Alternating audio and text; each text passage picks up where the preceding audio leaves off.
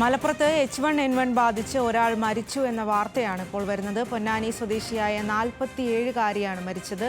തൃശൂർ കുന്നംകുളത്തെ സ്വകാര്യ ആശുപത്രിയിൽ വെച്ചാണ് മരണം സ്ഥിരീകരിച്ചത്.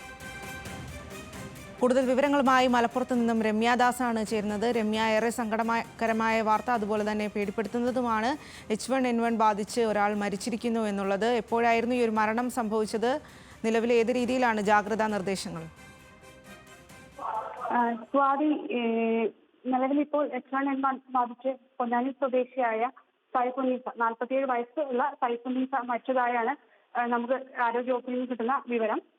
കുന്നംകുളത്തെ സ്വകാര്യ ആശുപത്രിയിൽ വെച്ചാണ് ഇവരുടെ മരണം. ഇവരെ ആദ്യം രോഗം സ്ഥിരീകരിച്ചതിനെ തുടർന്ന് പൊന്നാനിയിലെ താലൂക്ക് ആശുപത്രിയിൽ പ്രവേശിപ്പിച്ചിരുന്നു. എന്നാൽ രോഗം ഇവിടെ നിന്നും മൂർച്ഛിച്ചതിനെ തുടർന്ന് കുന്നംകുളത്തെ സ്വകാര്യ ആശുപത്രിയിലേക്ക് മാറ്റുകയായിരുന്നു. ഇവിടെ നിന്നും ഇന്ന് രാവിലെയാണ് ഇവരുടെ മരണം റിപ്പോർട്ട് ചെയ്യുന്നത്. ജില്ലയിൽ മലേറിയയ്ക്ക് പിന്നാലെ ജില്ലയിൽ ഇപ്പോൾ മലമ്പനി 3 പേർക്ക് സ്ഥിരീകരിച്ചിട്ടുണ്ട്. 3 പേർക്കല്ല, 4 പേർക്ക് സ്ഥിരീകരിച്ചിട്ടുണ്ട്. പൊന്നാനിയിൽ 3 പേരും നിലമ്പൂരിൽ ഒരാൾക്കുമാണ് സ്ഥിരീകരണം. അതിന് പിന്നാലെയാണ് ഇപ്പോൾ H1 ബാധിച്ച് ഒരാൾ മരിക്കുന്നത്. സ്വാതി.